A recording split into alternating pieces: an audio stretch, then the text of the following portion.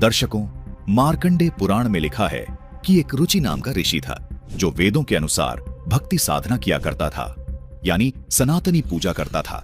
उन्होंने मोक्ष प्राप्ति को जीवन का प्रथम उद्देश्य माना, इसलिए विवाह भी नहीं करवाया। रुचि ऋषि तप नहीं करता था, केवल ब्रह्म उपासना करता था। रुचि ऋषि के पूर्वज सनातनी पूजा को छोड़कर केवल घोर तप को तपते थे तथा कर्म कांड करते थे, अर्थात मनमानी साधना करते थे, जिस कारण उनका मोक्ष नहीं हुआ और उन्हें भूत व पितृ योनि प्राप्त हुई। उन्होंने रुचि ऋषि को वेदों वाली भक्ति छोड़ने के लिए तथा मनमाना आचरण करने के लिए बाध्य किया। रुचि को भी नरक का भागी बनाया। आइए देखिए मार्कंडेय पुराण से ये प्रमाण। मार्कंडेय पुराण के पृष्ठ 250 पर रौचिया मनु की उत्पत्ति कथा में लिखा है कि मार्कंडेय जी कहते हैं, ब्राह्मण पूर्व काल की बात है।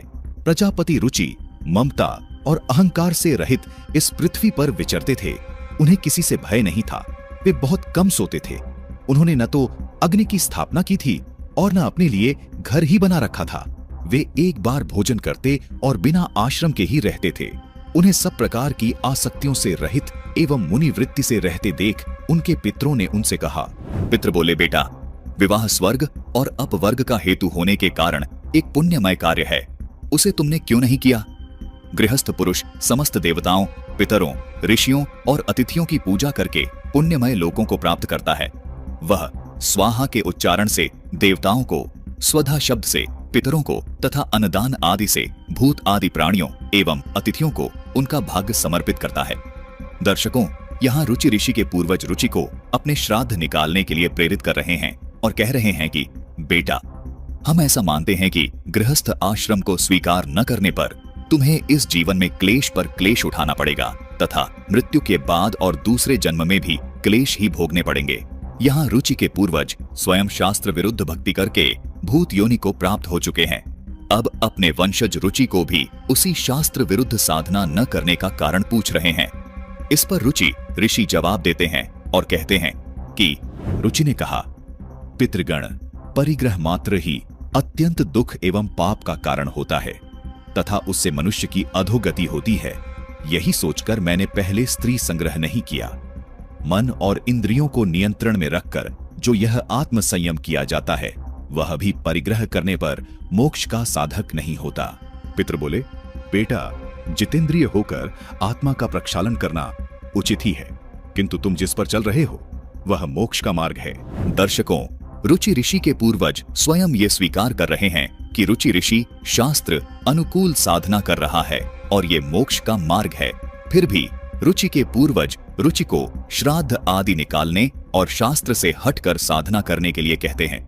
इस पर रुचि ऋषि अपने पूर्वजों को कहते हैं कि रुचि ने पूछा, पितामहो, वेद में कर्म मार्ग को अविद्या कहा गया है, फिर क्यों आप लोग मुझे उस मार्ग में लगाते हैं? दर्शकों, यहाँ रुचि ने एक बार फिर अपने पूर्वजों से कहा कि हे पितामहो, वेद में इस कर्म मार्ग को अर्थात श्राद्ध आदि निकालने को अविद्या कहा है, अर्थात शास्त्र विरुद्ध साधना कहा है, फिर आप मुझे क्यों बार बार ये साधना करने को कह रहे हैं? इस पर रुचि के पूर्वज क्या कहते हैं, सुनिए। पितृ बोले, ये सत्य है कि कर्म को अविद्या ही कहा गया है, इसमें तनिक भी मिथ्या नहीं है।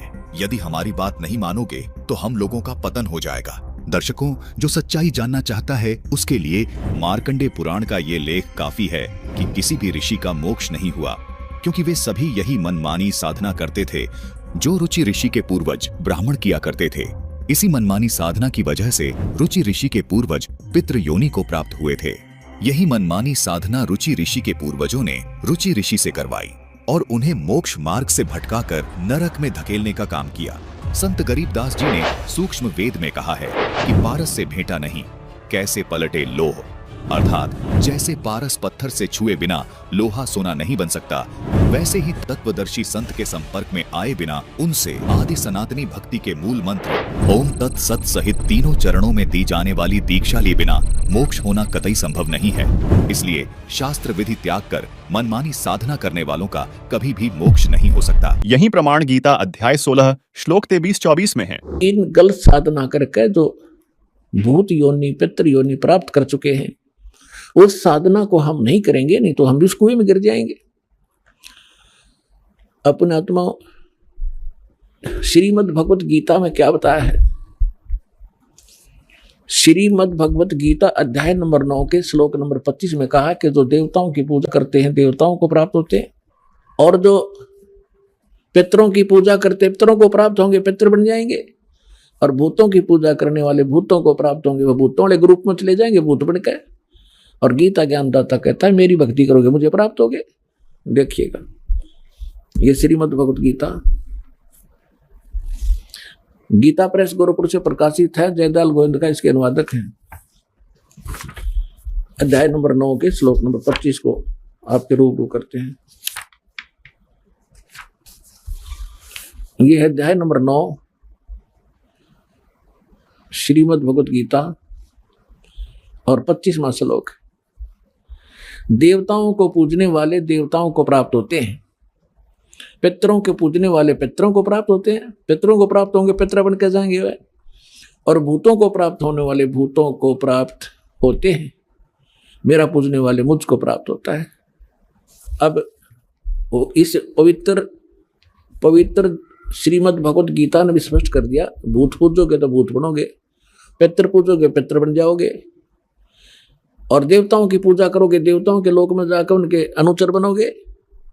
और गीता ज्ञानदाता कहता मेरी पूजा करोगे मुझे प्राप्त होगे। अंडरस्टूड है। अब सूक्ष्म वेद में कहा है कि राम रमे सो राम है, देव रमे सो देव, और भूत रमे सो भूत बने, समझ देख सुरभेव।